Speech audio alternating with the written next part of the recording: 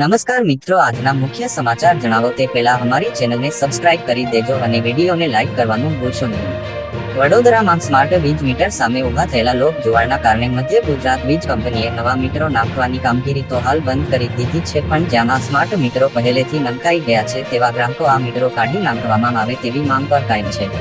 વીજ કંપનીના અધિકારીઓના ગમે તેટલા ખુલાસા પછી પણ લોકોને સ્માર્ટ મીટરો પર વિશ્વાસ નથી બેસી રહ્યો અને તેના કારણે હજી પણ લોકોના મોરચા વિવિધ વીજ કચેરીઓ પર પહોંચી રહ્યા છે.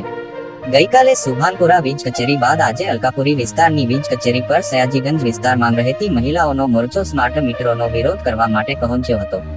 મહિલાઓએ કહ્યું હતું કે અમારામાંથી ઘણા તો નોકરી પરથી રજા પાડીને વિરોધ કરવા માટે આવ્યા છે. અમે નોકરી ધંધા બગાડીને આ રીતે વિરોધ જ કરતા રહીશું તો ઘર કેવી રીતે ચાલશે? અમે સ્માર્ટ મીટરો કાઢીને જૂના મીટરો લગાવવા માટે અરજી આપેલી છે, પણ અમારી અરજી વીજ કંપનીએ કચરાપેટીમાં ફેંકી દીધી છે.